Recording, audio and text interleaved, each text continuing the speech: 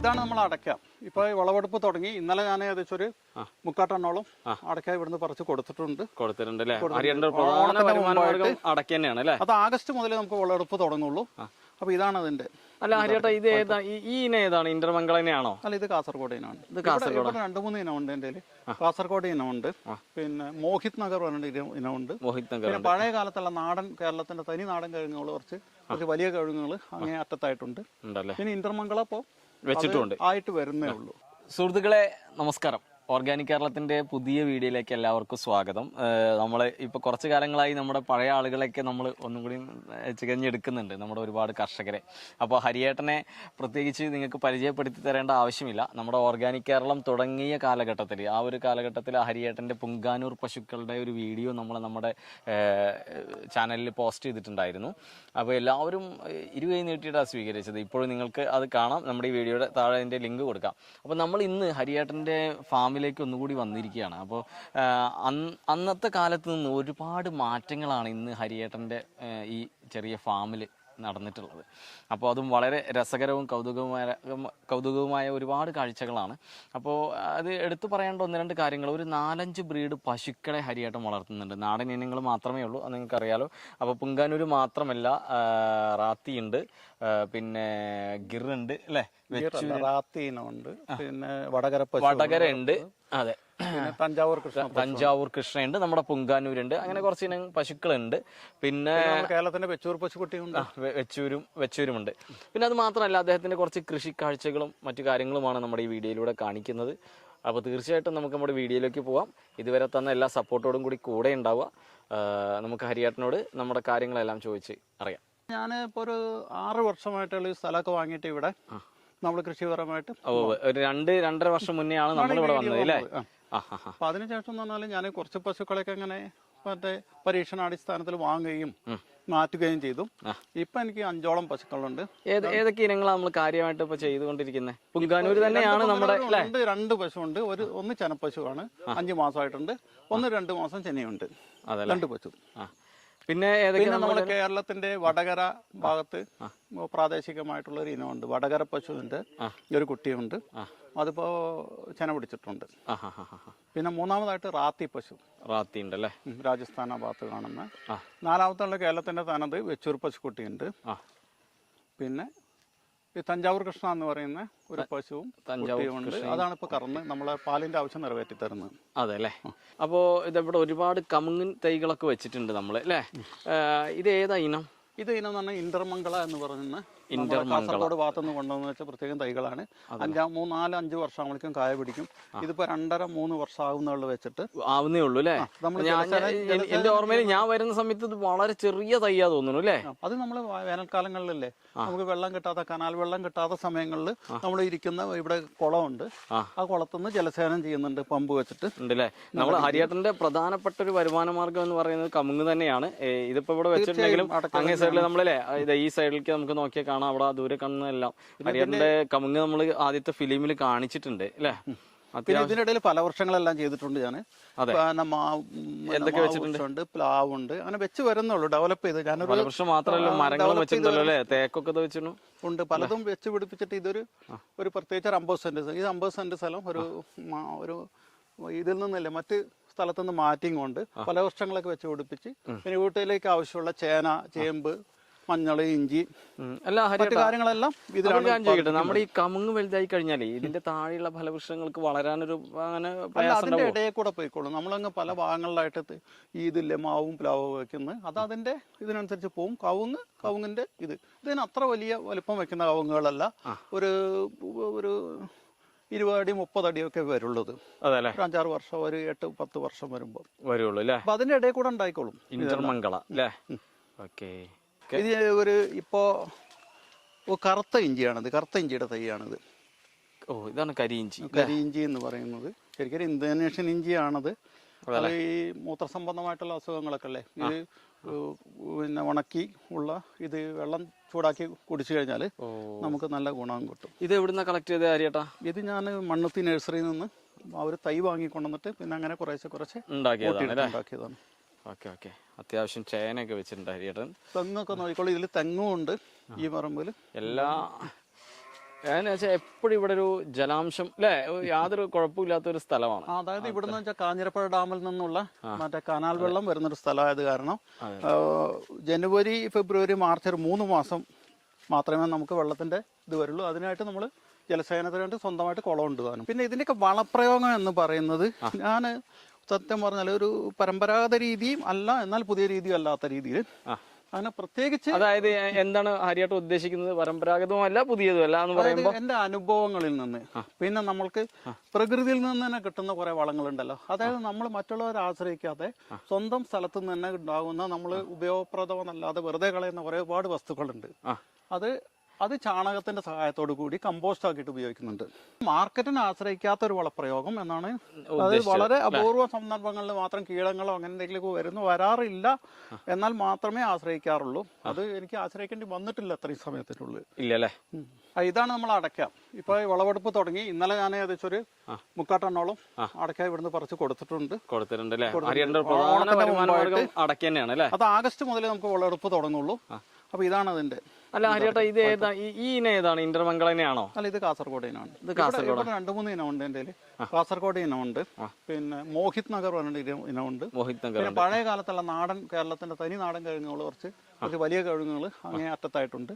പിന്നെ ഇന്റർമംഗള ഇപ്പോ വെച്ചിട്ടുണ്ട് ആയിട്ട് വരുന്നേ ഉള്ളൂ. ഇത് എന്റെ തന്നെ ഒരു 50 സെന്റ് സ്ഥലമാണ്. ഇതിൽ തെങ്ങായിരുന്നു കാര്യമായിട്ട് ഉണ്ടായിരുന്നത് 25 അടി അകലത്തില്. അപ്പൊ ഞാൻ ഇടവിളയായിട്ട് ഇപ്പൊ മോഹിത് നഗർ ഇനം കവുങ്ങും കാസർഗോഡ് ഇനം കവുങ്ങും വെച്ചിട്ടുണ്ട്. കുറച്ച് കടപ്ലാവ്, അങ്ങനെ പ്ലാവ്, മാവിന്റെ തൈകളും ഒക്കെ ആയിട്ട് എല്ലാം കൂടി വെച്ചിട്ട് ഒരു 5-8 വർഷം കഴിയുമ്പോഴേക്കും നമുക്ക് ഇത് വേറൊരു വരുമാനം കൂടി ആയി മാറും. 6 വർഷം മതി. 6 വർഷം മതി അല്ലേ? ഓ തീർച്ചയായും. പിന്നെ ഇതിലേക്ക് ജലസേചനത്തുള്ള ഒരു തോട് പോലെ ഇതുകൊണ്ട് ഇതില്. അത് ഇതിനായിട്ട് ഹരിയേട്ടൻ ഉണ്ടാക്കിയതാണോ? അല്ല, ഇതെന്ന് പറഞ്ഞാൽ നമ്മുടെ ഈ തൊട്ട് മേൽഭാഗത്ത് പാടശേഖരങ്ങളൊക്കെ ഉണ്ട്, നിറയെ പാടം വയലുകളുണ്ട്. ആ വയലുകളിൽ നിന്നൊക്കെ ഊറി വരുന്ന വെള്ളം നമ്മളെ പറമ്പിന്റെ ഇടയിൽ കൂടെ ചാല് വഴിയാ പോകുന്നത്. ആ ചാലിന്റെ ഒരു ഉപത്തോടായിട്ട് നമ്മൾ കുറച്ച് ഇവിടെ ഉണ്ടാക്കി വെച്ചതാണ്. അപ്പൊ അതിൽ കൂടെ വരുന്ന വെള്ളം നമുക്ക് ഉപയോഗിക്കുകയും ചെയ്യാം. ഇതാ പാടത്തുനിന്ന് വരുന്ന വെള്ളമാണ് അല്ലേ? ആ വെള്ളം നമുക്ക് ജലസേചനത്തിന് നമുക്ക് അവസാനം വരെ കാണുന്നത് ഉപയോഗിക്കുകയും ചെയ്യാം. ഞങ്ങളെ സ്ഥലത്തുള്ള ഒരു 5-8 തെങ്ങുകളിലെ നമ്മൾ ചെത്താനായിട്ട് കൊടുത്തിട്ടുണ്ട്. നമുക്ക് അതിൽ നിന്ന് ചെറിയൊരു വാടകയായിട്ട് വരുമാനം കിട്ടുന്നുണ്ട്. ഒരു തെങ്ങിന് ഒരു 300 രൂപ വെച്ചിട്ട് ഒരു മാസത്തിൽ അവർ തരും. ഒരു മാസം തരും. പക്ഷേ രാവിലെ അവർ ചെത്തുന്ന കള്ള് എടുത്തിട്ട് പോവും. അത് എന്നിട്ട് അതിൻ്റെ സൊസൈറ്റികളുണ്ട്, ഗവൺമെന്റ് അംഗീകൃത ഇതായിട്ട് അവരവിടെ കൊടുക്കുന്നുണ്ട്. പിന്നെ ഉച്ചയ്ക്കും വൈകിട്ടും വന്നിട്ട് അത് തൊട്ടടുത്ത ദിവസം കിട്ടാനായിട്ടുള്ള അതിന്റെ പ്രവർത്തനങ്ങൾ മേലെ കയറിയിട്ട് 3 പ്രാവശ്യമായിട്ട് കയറണം, രാവിലെ ഉച്ചയ്ക്ക് വൈകിട്ട് 3 പ്രാവശ്യമായിട്ട്. അപ്പോൾ നമ്മൾക്ക് ആ തെങ്ങ് വിട്ടു കൊടുക്കണം, എന്നിട്ട് അവർ വന്നിട്ട് എടുത്തിട്ട് പോയിക്കോളും. അങ്ങനെയാണ് അതിന്റെ രീതികൾ. 2-3 താറാവൊക്കെ ഉണ്ടല്ലോ. ആ താറാവുകളൊക്കെ ഇതിന്റെ നമ്മൾ ഭാഗമായിട്ട് വളർത്തുന്നുണ്ട്. നാടൻ കോഴികളുണ്ട്. നാടൻ കോഴിയുണ്ട് അല്ലേ? കോഴികളൊക്കെ വിശ്രമത്തിലാണതാ. എല്ലാം പ്രകൃതിയോട് ഇണങ്ങിയിട്ടുള്ള ജീവിതമാണ് അവർക്കും. അതല്ലേ. അപ്പൊ ഇതാണ് നമ്മുടെ പശുക്കള് അല്ലേ? ആ പശുക്കൾ ഇവരെ പറഞ്ഞാൽ രാവിലെ ഒരു 7:30 മണിയോട് കൂടി നമ്മളെ തോട്ടാണ്. തോട്ടത്തിനുള്ളിലേക്ക് അവർക്ക് മേയാൻ അവരുടെ ഇഷ്ടത്തിന് പുല്ല് തിന്നാനായിട്ട് ഇവിടെ കൊണ്ടാക്കും. ഇത് 4 ഇനം പശുക്കളുണ്ട് ഇതിൽ തന്നെ. ഇത് നമ്മളെ തഞ്ചാവൂർ ഭാഗത്തൊക്കെ കാണുന്ന കൃഷ്ണ എന്ന് പറഞ്ഞൊരു പശുവാണ്. പൊതുവെ കേരളത്തില് ഈ വെള്ളപ്പശുക്കളൊക്കെ കൃഷ്ണ എന്ന് പറഞ്ഞ് അറിയപ്പെടുന്നുണ്ട്. പക്ഷെ ഇത് തഞ്ചാവൂർ കൃഷ്ണ എന്ന് പറഞ്ഞിട്ടുള്ള വളരെ ഉയരം കുറഞ്ഞ ഒരു പശുവാണ്. ഇത് അതിന്റെ കുട്ടിയാണ്, മൂരിക്കുട്ടിയാണ്. ഇപ്പൊ ഒരു തീറ്റെല്ലാം കഴിഞ്ഞ് വീട്ടിലേക്ക് പോകാനുള്ള തത്രപ്പാടിലാണ് ഇപ്പോ. അതിനു വേണ്ടിയിട്ട് എല്ലാവരും കൂടി നിൽക്കുന്നത്. അല്ലെങ്കിൽ ഇപ്പൊ ഇത്രയും സമയം പറമ്പിൽ അവരുടെ ഇഷ്ടത്തിന് പുല്ല് തന്നെയായിരുന്നു. ഇത് ഇപ്പൊ എനിക്ക് തഞ്ചാവൂർ കൃഷ്ണ എവിടുന്ന നമ്മൾ കൊണ്ടുവന്നേ? ഇത് ഞാൻ തിരൂരാ ഭാഗത്തുനിന്ന് ഒരാൾ ഒരു വീട്ടിൽ വളർത്തുന്ന പശുവാണ്. അപ്പൊ അവരെ കൊണ്ടുവന്നാണ്. ഇപ്പൊ എനിക്ക് 1.25 ലിറ്റർ പാല് രാവിലെ കിട്ടുന്നുണ്ട്. വൈകുന്നേരം 1 ലിറ്ററോളം പാല് കിട്ടുന്നുണ്ട്. വൈകുന്നേരം കിട്ടുന്നുണ്ട്. പിന്നെ നമ്മള് നല്ല അതിനനുസരിച്ചുള്ള നാടൻ പുല്ലും തീറ്റയും ഒക്കെ കൊടുക്കുന്നുണ്ട്. നല്ല ഇണക്കാണ്. ഇപ്പൊ അവരെന്താണെന്ന് പറയാം, മേലെല്ലാം കഴിഞ്ഞ് വീട്ടിൽ പോകാൻ വേണ്ടിട്ട് ഗേറ്റിന്റെ അടുത്ത് വന്ന് നിൽക്കുകയാണ്. ഈ വൈറ്റ് ഏതാണ്? ഇത് നമ്മളെ കോഴിക്കോട് വടകര ആ പ്രദേശങ്ങളിൽ കാണുന്ന പ്രാദേശികമായിട്ട് വടകര പശു. അതെ, വടകരയിലുള്ള ഒരു പാരമ്പര്യമായിട്ട് അവര് 10-20 വർഷമായിട്ട് വടകര വളർത്തുന്ന ഒരു വീട്ടിൽ നിന്ന് ഞാൻ പ്രത്യേകം കൊണ്ടുവന്നതാണ്. അതല്ലേ. പിന്നെ വടകര പശുവിന്റെ കുട്ടിയാണ്. 2-2.5 വയസ്സ് കഴിഞ്ഞു. മതിലക്ഷണം കാണിച്ചിട്ടുണ്ട്. അതിന് വടകര ബീജം കുത്തിവെച്ചിട്ടുണ്ട് അല്ലേ? ഇതിലേ ഇതാണ് നമ്മളെ റാത്തി അല്ലേ? അത് റാത്തിയുടെ പശുക്കുട്ടിയാണ്. 12 മാസം ആയിട്ടേ ഉള്ളൂ അതിന്. ഒരു വയസ്സ് കൃത്യമായിട്ട് കറവ് പറ്റിയ ഉടനെ ഞാൻ കൊണ്ടുവന്നത്. റാത്തി നമ്മൾ എവിടെ നിന്ന് വാങ്ങിച്ചേ? ഇത് ഞാൻ തൃശ്ശൂർ ഭാഗത്ത് രാജസ്ഥാനിന് ഒരു അമ്മ പശുവും കുട്ടിയും കൂടി കൊണ്ടുവന്നതിന്റെ കറവ് പറ്റിയ സമയത്തെ അവിടെ നിന്ന് കൊണ്ടുവന്നതാണ്. അല്ലെ, മറ്റേത് ഈ റെഡ് കളർ കാണുന്നത് വെച്ചൂരിന്റെ കുട്ടിയല്ലേ? അത് നമ്മൾ കേരളത്തിന്റെ സ്വന്തം ബ്രീഡായ വെച്ചൂരിന്റെ കുട്ടിയാണ്. വെച്ചൂരിന്റെ പശുക്കുട്ടിയാണ്, ഒരു വയസ്സായ. റാത്തിയൊക്കെ നല്ല റേറ്റ് വരുന്നുണ്ടല്ലോ അല്ലേ? റാത്തി നല്ല ഒരു 65,000 രൂപ മുതലൊക്കെ നല്ല പശുവിന് കിട്ടും. 65,000 രൂപ മുതൽ മേലോട്ട് ക്വാളിറ്റിക്ക് അനുസരിച്ച് വരുന്നുണ്ട്. റാത്തിയുടെ സെമൻ ഇവിടെ കിട്ടുന്നുണ്ടോ നമുക്ക്? ഉണ്ട്. NDDB ഇല്ലേ, നാഷണൽ ഡയറി ഡെവലപ്മെന്റ് ബോർഡ്, അവർ സപ്ലൈ ചെയ്യുന്നുണ്ട്. അല്ലേ? ഇവരെ പിന്നെ ഇങ്ങനെ അഴിച്ചു വിടുകൊണ്ട് യാതൊരു പ്രശ്നമില്ല അല്ലേ? അവരുടെ ഇഷ്ടത്തിന്. പിന്നെ റാത്തി എന്ന് പറഞ്ഞാൽ തന്നെ 2-3 ബ്രീഡിന്റെ അവിടുന്ന് സ്വാഭാവികമായിട്ട് പിന്നെ ഇതില്ലേ വന്നതാണ്. നമ്മുടെ ഓരോ പ്രദേശങ്ങൾക്കനുസരിച്ചല്ലേ അവിടുത്തെ ബ്രീഡുകൾ കൂടിച്ചേർന്നിട്ട് ഉരുത്തിരിഞ്ഞ് വന്നതാണ്. കാരണം എന്ന് വെച്ചാൽ സഹിവാൾ എന്ന് പറഞ്ഞ ഇതിനുണ്ട്. പിന്നെ ഇത് ഗിർ ഇതിൽ പെടുന്നില്ലേ? ഗീറല്ല, സഹിവാള്, പിന്നെ ഈ താർപ്പാർക്കർ ഹരിയാന ഭാഗത്തുള്ള ഈ പശു, പിന്നെ ചോളിസ്ഥാനി പശു ഉണ്ട്. അത് പണ്ട് ഇന്ത്യയിലായിരുന്നു, ഇപ്പൊ പാകിസ്ഥാനാണ് സ്ഥലം. ചോളിസ്ഥാനി പശു എന്നാ പറയാ.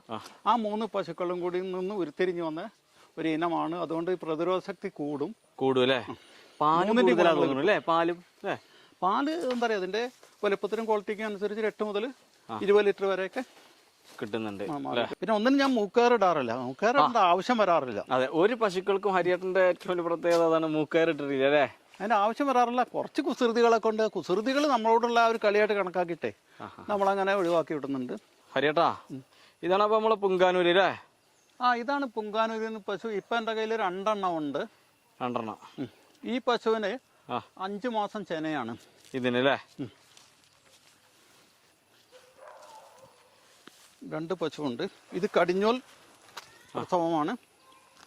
ഇതൊരു 3 വയസ്സ് പ്രായം, 2.5-2.25 വയസ്സോളം പ്രായമുണ്ട് അല്ലേ? ഹരിയേട്ടൻ്റെ അടുത്ത് നമ്മൾ അന്ന് വന്നപ്പോൾ ഇതിൽ കൂടുതൽ പുങ്കാനൂരുണ്ടായിരുന്നു. അപ്പൊ ഹരിയേട്ടൻ മറ്റ് ഇനങ്ങളെ കൂടി കൊണ്ടുവരുന്നതിന് വേണ്ടിയിട്ടല്ലേ? ഇപ്പൊ അവർക്ക് വീട്ടിലേക്ക് പോകാനുള്ള തിരക്കാണ്. അതെ. ഇവരുടെ ലക്ഷണങ്ങൾ പറയുന്നത് ഈ ഇടനീളം, അതായത് ആ നീളം ഉണ്ടാവും. മറ്റു നാടൻ പശുക്കളെ വെച്ചിട്ട് കുറച്ചും കൂടി ഒരു നീളം കൂടുതലുണ്ടാവും. പിന്നെ കാണുന്നത് കുറുങ്കാലുകൾ, ഹൈറ്റ് കുറഞ്ഞ കാലുകൾ, പറ്റ ചെറുതായിരിക്കും അല്ലേ? പിന്നെ അതിന്റെ താട പറയുന്നില്ല, ഇതാ ഇങ്ങനെ ഞൊറി പോലെ നിൽക്കുന്ന താട. പിന്നെ അതിന് മുഖം, കണ്ണില്ലേ നല്ല കറുപ്പ് നിറായിരിക്കും, എണ്ണക്കറുപ്പുള്ള കണ്ണുകള്. പിന്നെ ഇണക്കം, നല്ല പൂഞ്ഞയില്ലേ. ഇത് കടിഞ്ഞൂൽ പ്രസവമാണല്ലേ? കടിഞ്ഞൂൽ പ്രസവമാണ്. എത്ര വയസ്സായിട്ടുണ്ടാവും? ഇതൊരു 2.25 വയസ്സായിട്ടുള്ളൂ. അതല്ലേ? പിന്നെ ഇതിന്റെ വാലിന്റെ പ്രത്യേകത അല്ലേ, വാല് ശരിക്കും നിലത്തഴിയുന്ന വാലുകൾ, അതാണ് ഒരു ലക്ഷണം തന്നെ പറയുന്നത്. പിന്നെ അത് അടിവശത്തല്ലേ പൊക്കിൾ കൊടിയോട് ചേർന്നിട്ട് ഇതില്ലേ താഴേക്ക് ഞാന്ന് കിടക്കുന്ന പൊക്കിൾ കൊടി, അതൊരു പ്രത്യേകതയാണ് ഇവരുടെ. പിന്നെ അകടും കുറച്ച് റോസ് കളറൊക്കെ വരും പ്രസവിച്ച് കഴിയുമ്പോഴേക്കൊക്കെ. ഇവരും പറമ്പിൽ കൊണ്ട് കെട്ടിയിട്ട് അവരുടെ ഇഷ്ടത്തിനായിട്ടുള്ള തീറ്റ കഴിയും. ഉച്ചയ്ക്ക് അവരുടെ പശു വീട്ടിൽ പോവും, അവിടെ വിശ്രമിച്ച് വീണ്ടും പറമ്പെന്ന് വെട്ടിക്കൊടുക്കുന്ന പുല്ലൊക്കെ തിന്നും അല്ലേ? അതിന് ഉയരം കണ്ടില്ലേ? നമ്മൾ നിൽക്കുമ്പോൾ ഞാൻ തന്നെ ശരിക്കൊരു 5 അടി 10 ഇഞ്ച് 11 ഇഞ്ച് ഹൈറ്റ് ഉണ്ട്. എന്റെ അരയ്ക്ക് താഴെയായിട്ടുള്ള കാൽഭാഗത്തിനുള്ള അത്ര ഉയരമുള്ളൂ അല്ലേ? ഇതാണ് നമ്മുടെ രണ്ടാമത്തെ പശു അല്ലേ? രണ്ടാമത്തെ പുങ്ങനൂർ പശു. ആളും പറ്റ ചെറുത് തന്നെയാണ് കേട്ടോ അല്ലേ? ഇത് പിന്നെ ഒരു പ്രസവം കഴിഞ്ഞു, 2ാമത്തെ പ്രസവത്തിന് ചെനയായിട്ടുണ്ട്. ഇപ്പൊ എല്ലാവർക്കും വീട്ടിൽ പോകാനുള്ള തിരക്കാണല്ലേ? ഇനിയിപ്പോ വൈകുന്നേരം ഇപ്പൊ നമ്മൾ ഏകദേശം 10-12 മണിയിലായിട്ടുള്ളൂ. വൈകുന്നേരം ഇവരെ റിട്ടേൺ ഇനി കെട്ടുവോ? ഇല്ലില്ല, ഇവർക്ക് ഇന്നത്തെ കഴിഞ്ഞു. ഇവര് അവിടെ കൊണ്ട് ഇനിയിപ്പോ അവർക്ക് തവിടും വെള്ളം എല്ലാം കൊടുക്കുന്നുണ്ട്. അത് കഴിഞ്ഞ് പിന്നെ വിശ്രമമാണ്. പിന്നെ അവർക്ക് പഴമല്ലേ, പഴമൊക്കെ കൊടുക്കും നമ്മള്. എന്നിട്ട് പിന്നെ രാത്രിയിൽ പറമ്പ് വെട്ടുന്ന പുല്ല് വീണ്ടും ഇട്ട് കൊടുക്കും രാത്രി അല്ലേ? അപ്പൊ ഇന്നത്തെ അഴിച്ചുകെട്ടൽ കഴിഞ്ഞു. ഇവിടെ വയറിലൊക്കെ നന്നായി ഫുള്ളായി നിൽക്കല്ലേ. അപ്പൊ ഈ വയറ് അയവട്ടിഞ്ഞൊന്ന് വയറിലെല്ലാം പോകണ്ടേ, നല്ല ഇടത്ത തിന്നാൻ പറ്റുള്ളൂ. കാരണം ഇവര് രാവിലെ 7 മണി 7:30 പോകണാണ്. പിന്നെ അവർക്ക് ആവശ്യത്തിനുള്ള വെയിൽ കിട്ടും. പിന്നെ ഇവരുടെയൊക്കെ കാലിൻ്റെ ഉള്ളൊരു വ്യായാമല്ലേ, കാലോട്ടം കിട്ടും, എല്ലാം കിട്ടുന്നു. അതും കൂടിയാണ് ഉദ്ദേശം. പറമ്പിൽ അവരുടെ ഇഷ്ടത്തിനല്ലേ. നടന്നും വിശ്രമിച്ചുമുള്ള പരിപാടികളാണ്. ഓക്കെ.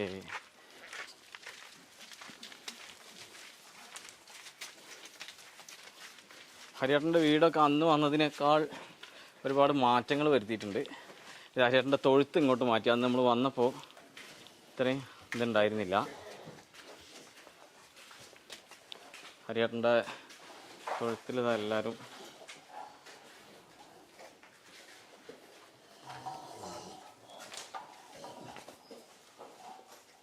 നമ്മളെ കൃഷ്ണപ്പശു അല്ലേ ഹരിയേട്ടൻ? നമ്മൾ പുതുതായിട്ട് നല്ല സൗകര്യത്തോടെയാണല്ലോ തൊഴുത്തുണ്ടാക്കിയത് അല്ലേ? നമ്മളൊക്കെ എന്താ പറയുക, നമ്മളെ വീടിന് മാത്രം പോലല്ല സൗകര്യം, പശു വീടിനും നമുക്ക് അതേതായ സൗകര്യങ്ങൾ ചെയ്ത് കൊടുക്കണ്ടേ. നമ്മളെ പൊങ്കാനൂര്, റാത്തി, വെച്ചൂര്, വടകര. ഇതാണ് ഹരിയേട്ടൻ പറഞ്ഞ ഇവരെ പ്രധാനപ്പെട്ട തീറ്റ ഇതാണ്. ഇത് പഴുത്ത ഉടനെ കംപ്ലീറ്റ് പശുക്കൾക്കുള്ളതാണ്. പറമ്പിൽ നിന്നുണ്ടാവുന്ന വാഴക്കൊലകളൊക്കെ ഇവിടെ കടന്ന് കെട്ടി തൂക്കും. അവരെ മൂക്ക് കയറുന്ന സാധനങ്ങളെല്ലാം സെറ്റാണ്. പശുക്കൾക്ക് വേണ്ടിയുള്ള കയറുകൾ ഒക്കെ ഇവിടെ ഉണ്ട്. ഇടയ്ക്കിടയ്ക്ക് മാറ്റി കൊടുക്കും. മാറ്റിയ വീണ്ടും ചളിയാക്കുമ്പോൾ നമ്മൾ മാറ്റി കൊടുക്കുന്നുണ്ട്. കയറുകളുണ്ട്. പിന്നെ ഇപ്പോൾ നമുക്ക് നോക്കിയാൽ അറിയാൻ പറ്റും. ഈ ഫോട്ടോയിൽ കണ്ട പശു കണ്ടില്ലേ? ഈ ഫോട്ടോ ശ്രദ്ധിച്ച് നോക്കിയാൽ കൃഷ്ണന്റെ ഫോട്ടോ. ഇതിലൊക്കെ നിൽക്കുന്ന പശുവിനോട് സാമ്യമുള്ള പശുക്കളാണ് പുങ്കാനൂർ പശുക്കൾ. ഈ പുങ്കാനൂർ പശുക്കള് അല്ലേ? കളർ കൊണ്ടും ഇതിലും നോക്കും. ഇതിലൊക്കെ നിൽക്കുന്ന പശുക്കൾ ഇതാ കൃഷ്ണ പശുക്കളും പുങ്കാനൂർ പശുക്കളും ഇതിനോട് സാമ്യമുള്ളതാണ്. എല്ലാം ഉണ്ട്. പിന്നെ നമ്മൾക്ക് ഞാൻ കാണുന്നൊരു ഇതെന്ന് വെച്ചാല്, ഈ കേരളത്തിൽ വരുമ്പോഴേ നമ്മൾ മൺസൂൺ, മഴ, പിന്നെ നമ്മുടെ ഇവിടേതായിട്ടുള്ള മണ്ണിന്റെ ഇതൊക്കെ വെച്ചിട്ട് മറ്റ് സംസ്ഥാനങ്ങളിൽ ഉണ്ടാകുമ്പോൾ അത്രയും ഒരു വെളുപ്പ് ഈ സമയങ്ങളിൽ, മൺസൂൺ സമയങ്ങളിൽ കിട്ടാറില്ല. കളറിൽ ചെറിയൊരു ഒരു മങ്ങൽ വരും. കാരണം അതിന്റെ ആ ഇതില്ലേ, ഈ ചുമപ്പ് കളർ വരുന്നത് മണ്ണിന്റെ വ്യത്യാസം കൊണ്ടാണ്. നേരെ മറിച്ച് നമ്മൾ ഇത് തമിഴ്നാട്ടിലോ ആന്ധ്രയിലൊക്കെ ആണെങ്കിൽ നല്ലത് കിട്ടും. പിന്നെ വേനൽക്കാലങ്ങളിൽ ഇവർ നല്ല വെളുപ്പായിരിക്കും. കുറച്ചുകൂടി വെയിൽ കൊള്ളുന്നതന്നെ. ഹ്യൂമിഡിറ്റി ഇല്ല, അന്തരീക്ഷത്തിൽ ഈർപ്പവും ഒക്കെ കാരണം കൊണ്ടാണിത്. ഇത് ഉച്ചയ്ക്ക് ഇവർ വന്നതിന് ശേഷം അവർക്ക് വെള്ളം കൊടുക്കുന്നതാണ്. തവിടാണല്ലേ? തവിടുകളുണ്ട്. അത് ഗോതമ്പ് തവിട്, പിന്നെ തേങ്ങാപ്പിണ്ണാക്ക്, പരുത്തി പിണ്ണാക്ക്, പിന്നെ മുതിര, ഉഴുന്ന്, ചോളപ്പൊടി, ഇതും കൂടി കൂടിയിട്ട് നമ്മൾ മില്ലിൽ നിന്ന് പൊടിപ്പിച്ചെടുക്കുന്ന ഒരിത്. ഇതെല്ലാം കൂടി ചേർത്തിട്ട് കലക്കി അവർക്ക് കൊടുക്കും. ശകലം ഉപ്പ് ഇടാറുണ്ട്. അത് കറവുള്ള പശുവിന് മാത്രം ഈ മിശ്രിതങ്ങൾ കൂടുതൽ അളവിൽ കൊടുക്കും. കറവല്ലാത്ത പശുക്കൾക്ക് അത്രയും കൊടുക്കാറില്ല. ഇത് വൈകുന്നേരങ്ങളിൽ സന്ധ്യാസമയങ്ങളിൽ കൊതുകിന്റെ ചെറിയ പ്രശ്നങ്ങൾ വരും, ഈച്ചകളൊക്കെ പോവാനായിട്ട്. അപ്പൊ അതിൽ ചകിരി, പിന്നെ നമ്മൾ ചാണകം വറളിയായിട്ട് ഉണ്ടാക്കി വെക്കാറുണ്ട്. അത് പിന്നെ കുറച്ച് പച്ചിലകളും എല്ലാം കൂടി കൂടിയിട്ട് പുകയ്ക്കാറുണ്ട്. അപ്പൊ നമുക്കൊരു ഈ അന്തരീക്ഷം ശുദ്ധമാവുകയും ചെയ്യും. പിന്നെ കൊതുക് സന്ധ്യാസമയങ്ങളിൽ വരുന്ന ഇതിന് ഇങ്ങനെ ചെയ്യാറുണ്ട്. ഇതാണ് നമ്മളുടെ ചാണകക്കുഴി, വളക്കുഴി. അതായത് പശുക്കളുടെ ചാണകം നേരിട്ട് നമ്മൾ തൊഴുത്തുനിന്ന് തന്നെ ഈ ഇവിടെ ഒരു വിൻഡോ കൊടുത്തിട്ടുണ്ട്, ഇതിലേക്ക് ഇടുന്നുണ്ട്. അപ്പൊ അതിന് മുന്നായിട്ട് നമ്മൾ ചെയ്യുന്ന വെച്ചാൽ ഏറ്റവും അടിയതിൻ്റെത് ഒരു കവറുണ്ട്. ടോപ്പ് മഴ കൊള്ളാതിരിക്കാനുള്ള ഷീറ്റിംഗ് ചെയ്തിട്ടുണ്ട്. വായുസഞ്ചാരമുണ്ട്. ഇതിന്റെ ഏറ്റവും അടിവശം എന്ന് പറഞ്ഞാൽ ഭൂമി ലെവലിന് മേലേക്കാണിത്. അത് ഭൂമിയുടെ താഴേക്കല്ല. അത് കാരണം വെള്ളം കെട്ടിക്കിടക്കില്ല. ഇതിൽ നിന്ന് വരുന്ന വെള്ളം വെളിയിലേക്ക് ഊർന്നു പോകാനുള്ള സൗകര്യങ്ങളുണ്ട്. അടിവശം മണ്ണിൽ കോൺക്രീറ്റ് ചെയ്തില്ല, തനി മണ്ണ് തന്നെയാണ്. നമ്മൾ ചെയ്യുന്ന ആദ്യമായിട്ട് ഏറ്റവും അടിയിൽ പിന്നെ നമ്മളെ പറമ്പിലുള്ള പല വാഴയില, പിന്നെ കൊന്നയില, പിന്നെ പൊടുണ്ണി എന്ന് പറഞ്ഞ വട്ടയില, പിന്നെ ഇത് പല കിട്ടുന്നതായിട്ടുള്ള നമ്മൾ വേസ്റ്റ് പച്ചറകളെല്ലാം വെട്ടിച്ചയും മുഖന്നയില. അപ്പൊ ഓരോന്നൊന്നും നമുക്ക് കൃഷിക്ക് ആവശ്യമുള്ള മൂലകങ്ങളും കിട്ടുന്നുണ്ട്. ഇതിടുന്നു ഒരു ലെയറായിട്ട്. അതിന്റെ മുകളിൽ നമ്മൾ എന്ത് ചെയ്യുന്നു, ഇത് അതാത് ദിവസം കിട്ടുന്ന ചാണകങ്ങൾ വരുന്നില്ല, വെറും ചാണകം മാത്രം. മൂത്രം ഒഴിക്കുന്നുണ്ട്, ചാണകം ഇടുന്നുണ്ട്. പിന്നെ അതാത് ദിവസം മൂത്രം ശേഖരിക്കാനായിട്ട് സജ്ജീകരണം അവിടെ ചെയ്തിട്ടുണ്ട്. ഈ തൊഴുത്തുനിന്ന് പോകുന്ന പൈപ്പ് കഴുകുന്ന വെള്ളം വെളിയിലേക്ക് പോകാനും രാത്രികാലങ്ങളിൽ ഉണ്ടാകുന്ന മൂത്രം പിടിക്കാനുമായിട്ട്. അതായത് നമ്മൾ ഉച്ചയ്ക്കേ കെട്ടാറുള്ളൂ. അപ്പൊ ഈ ഉച്ച സമയം മുതൽ പിറ്റേന്ന് രാവിലെ വരെ മൂത്രം ശേഖരിക്കാനുള്ള സജ്ജീകരണങ്ങളുണ്ട്. തൊഴുത്ത് കഴുകുന്ന വെള്ളം വെളിയിലേക്ക് പോകാനായിട്ടുള്ള പൈപ്പ് സജ്ജീകരണങ്ങൾ ചെയ്തിട്ടുണ്ട്. അത് അപ്പൊ ആ മൂത്രവും ഇതുപോലെ നമ്മൾ ഇലകൾക്ക് മേലെ ഒഴിക്കുന്നുണ്ട്. ഒരു ലെയർ ഇലകളും പച്ചിലകളും എല്ലാ കിട്ടുന്ന ഇലകളും ഇടുന്നുണ്ട്. നമ്മുടെ തോട്ടത്തില് അതാണ് ഈ അനുഭവങ്ങളിൽ നിന്നും നിരീക്ഷണങ്ങളിൽ നിന്നും പഠിച്ച ഒരു വളക്കൂട്ടുകളാണിത്. കമ്പോസ്റ്റ് എന്നൊക്കെ പറയാം. അപ്പൊ നമുക്ക് പലവിധം ഇലകളും എല്ലാം കൂടി ഇടുമ്പോൾ ഓരോ മൂലകങ്ങളും നമുക്ക് കിട്ടുന്നുണ്ട്. പിന്നെ എരുക്കിൻ്റെ ഇല ഇടാറുണ്ട്. അപ്പോൾ ഈ ബോറോൺ എന്നൊക്കെ പറഞ്ഞതിന് കിട്ടുമായിരുന്നു. നമ്മള് ഈ ഇപ്പുറത്താണോ നമ്മളെ ഈ മൂത്രം സെപ്പറേറ്റ് ആയിട്ട് ആക്കുന്നത് അല്ലേ? അങ്ങനെ ഇടും. ഇതിൻ്റെ മുകളിൽ പച്ച ചാണകം ഇടും, അത് ഫ്രഷായിട്ട്. ഇതാണല്ലേ. അപ്പോൾ 2-3 മാസം കൊണ്ട് നമുക്ക് നല്ലൊരു ടാങ്ക് കമ്പോസ്റ്റ് ആയി കിട്ടും. ഇത് നമ്മൾ വളത്തിന് ഉപയോഗിക്കുന്നുണ്ട്. ഇത് പറഞ്ഞാൽ ഇത് തൊഴുത്തുനിന്ന് പോകുന്ന പൈപ്പാണ്. 4 ഇഞ്ച് പൈപ്പ് ഇട്ടിട്ട് നേരെ തെങ്ങിൻ്റെ ഇതിലേക്കും പറമ്പിലേക്ക് പോകുന്നുണ്ട്. വളത്തിന് കഴുകുന്ന വെള്ളം അങ്ങനെ പോകുന്നുണ്ട്. ഇത് ഇവിടെ ഒരു വാൾവ് കൊടുത്തിട്ടുണ്ട്. ഇത് അടച്ചു കഴിഞ്ഞാൽ കഴുകുന്ന സമയത്ത് വെള്ളം നേരെ പോകുന്നുണ്ട്. ഇപ്പൊ പകൽ ഉച്ച സമയത്ത് തുറന്നു വെച്ചാൽ ഇവിടെ ഒരു പ്ലാസ്റ്റിക്കിന് വെച്ചാൽ മൂത്രം കിട്ടും അല്ലേ? മൂത്രം ഇവിടേക്ക് വീഴുന്നുണ്ട്. ആ മൂത്രം നമ്മൾ ശേഖരിച്ച് ഇതിലേക്ക് പിടിക്കും. പിന്നെ ഇടയ്ക്ക് ഒഴിക്കും. പിന്നെ 200 ലിറ്ററിന്റെ ബാരലിലേക്ക് മൂത്രവും ബാക്കിയുള്ള കൂട്ടുകളെല്ലാം ചെയ്ത് ജീവാമൃത കൂട്ടുകളും ഉണ്ടാക്കാറുണ്ട് ബാരലിൽ. ഇതാണ് നമ്മളെ ഡ്രയർ. അതായത് സൂര്യപ്രകാശത്തു നിന്ന് ഉള്ള ചൂട് കൊണ്ട് മാത്രം നമുക്ക് ഉണക്കാൻ പറ്റുന്ന സജ്ജീകരണമാണത്. അതൊരു പ്ലാസ്റ്റിക് കട്ടി കൂടി ഒരു പ്ലാസ്റ്റിക് ഷീറ്റ് വെച്ചിട്ടാണ് ഉണ്ടാക്കുന്നത്. അതും നമ്മളെ വെൽഡ് ചെയ്തിട്ട് നമുക്ക് ഇഷ്ടാനുസരണം നമ്മളെ ആവശ്യത്തിനനുസരിച്ചുള്ള വലുപ്പത്തിലും ആകൃതിയിലും ഉണ്ടാക്കാൻ പറ്റും. അതിലേക്ക് പ്രവേശനത്തിന് ഒരു മാർഗം മാത്രമേ ഉള്ളൂ, ഒരു വഴി, ഒരു ഡോറ് മാത്രമേ ഉള്ളൂ. ബാക്കിയെല്ലാം കവേർഡായിരിക്കും. അപ്പോൾ നമ്മൾ കാര്യമായിട്ട് അതിൽ ഉപയോഗിക്കുന്ന അടയ്ക്ക ഉണക്കാനാണ്. പിന്നെ നമുക്ക് തേങ്ങയുള്ള സമയങ്ങളിൽ നല്ല ചൂടാണ്. ഇതിൽ അടയ്ക്ക ഉണക്കാനുള്ള ഒരു 30 ദിവസം കൊണ്ട് നല്ല രീതിയിൽ അടയ്ക്ക ഉണങ്ങി കിട്ടും അല്ലേ? പിന്നെ നമുക്ക് വീട്ടാവശ്യത്തിനുള്ള വറ്റലുകൾ, കൊണ്ടാട്ടങ്ങൾ, അങ്ങനെ അതൊക്കെ ഉണക്കാനുള്ള ഒരു സജ്ജീകരണം ചെയ്തിട്ടുണ്ട് ഇതിൽ. ഇത് എന്നാൽ നമുക്ക് ഇങ്ങനെ ഒരു ബർത്ത് ടൈപ്പായിട്ടാണ് ചെയ്തിരിക്കുന്നത്. ഇത് വേണമെങ്കിൽ നമുക്ക് ഈ ചങ്ങലയല്ലേ തൂങ്ങിയിടുന്ന ഒരു ഹാങ്ങിങ് ടൈപ്പാണ്. ഇത് ഊരി കഴിഞ്ഞാൽ നമുക്ക് താഴ്ഭാഗം ഉണക്കുന്ന രീതിയിൽ ഇത് താത്തിയിടാനും പറ്റും. ഇതിൻ്റെ ഉള്ളിൽ നിൽക്കാൻ പറ്റുന്നില്ല കേട്ടോ, ഭയങ്കര ചൂടാ. ഇതിങ്ങനെ താത്തിയിടാനും പറ്റും, അതുപോലെ പൊങ്ങി വെക്കാം. താത്തി കിടക്കുമ്പോൾ ഇതിങ്ങനെ ഫ്രീ ആയിട്ട് കിടക്കും. അല്ലാതെ പൊങ്ങി നമുക്ക് ചെറിയ സാധനങ്ങളൊക്കെ അല്ലേ ഉണക്കാൻ ഇതിന്റെ മുകളിൽ പാത്രത്തിലോ ഷീറ്റിലോ വെച്ച് ഉണക്കാൻ പറ്റും. പഴങ്ങളൊക്കെ ഉണക്കിയെടുക്കാം. പിന്നെ ഇതിലുള്ള ചൂട് ക്രമീകരിക്കാനുള്ള ഒരു സംവിധാനമാണിത്. പല സ്ഥലത്തും കണ്ടിരിക്കും. ഇതൊരു ബെയറിംഗിൽ കറങ്ങുന്ന ഒരു എക്സോസ്റ്റ് ഫാനാണ്. അപ്പോൾ ഇത് കൂടുതലുള്ള ചൂട് വെളിയിലേക്ക് തള്ളിപ്പോവും. ചൂട് കുറയുന്ന സമയത്ത് ഉള്ളിലേക്ക് വലിക്കുകയും ചെയ്യും. ഞാനൊരു കുറച്ചില്ല, നമ്മൾ ഈ കവറിൽ തയ്യൊക്കെ മുളപ്പിക്കാനൊക്കെ ആയിട്ട് ചാണകപ്പൊടി ആവശ്യം വരും. അപ്പൊ പെട്ടെന്ന് ഉണങ്ങി കിട്ടാനായിട്ട് കുറച്ച് പച്ച ചാണകപ്പൊടി വെക്കാറുണ്ട്. അത് ഉണക്കി ചാണകപ്പൊടി ആക്കി എടുക്കും. അപ്പൊ നമുക്ക് ചെലവില്ലാതെ ഒരു ചാണകപ്പൊടി ഉണ്ടാക്കാനുള്ള ഒരു പരീക്ഷണം വളരെ പെട്ടെന്നാവും ചെയ്യും അല്ലേ? സുഹൃത്തുക്കളെ, അപ്പോൾ നമ്മുടെ ഹരിയേട്ടൻ്റെ വീഡിയോ കണ്ടു. നമുക്ക് ഒരുപാട് മാറ്റങ്ങളാണ് നമ്മുടെ കഴിഞ്ഞ കാലഘട്ടത്തിൽ നിന്നും ഇവിടെ വന്നിട്ടുള്ളത്. ഇത് ഈ പുറകിൽ കാണുന്നത് തന്നെ ഹരിയേട്ടൻ്റെ വീട് തന്നെ ചെയ്തിരിക്കുന്നത്. അതൊക്കെ കാളവണ്ടി ചക്രങ്ങളൊക്കെയാണ്. എല്ലാ കാര്യങ്ങളും ഹരിയേട്ടൻ അതിൽ ഉൾക്കൊള്ളിച്ചിട്ടുണ്ട്. പിന്നെ തൊഴുത്തായാലും പശുക്കളായാലും എല്ലാവരും വളരെ സ്വാതന്ത്ര്യത്തോട് കൂടിയിട്ടാണ് ഇവിടെ കഴിയുന്നത്. വളരെ നല്ല രീതിയിൽ ഒരു സത്യസന്ധനായ ഒരു കർഷകൻ നമുക്ക് എപ്പോഴും ഹരിയേട്ടനിൽ കാണാൻ കഴിയാറുണ്ട്. അത് തന്നെയാണ് നമ്മൾ ഹരിയേട്ടൻ്റെ അടുത്തേക്ക് വീണ്ടും വന്നതും കേട്ടോ. എല്ലാം ഉണ്ടല്ലേ? അപ്പോൾ നമുക്ക് ഒട്ടും വൈകാതെ അടുത്തൊരു വീഡിയോയിൽ കാണാം. അതുവരെ ഹരിയേട്ടനെ പോലെയുള്ള കർഷകരെ നിങ്ങൾ എല്ലാവരിലേക്കും എത്തിക്കാം. നമുക്ക് വൈകാതെ അടുത്തൊരു വീഡിയോ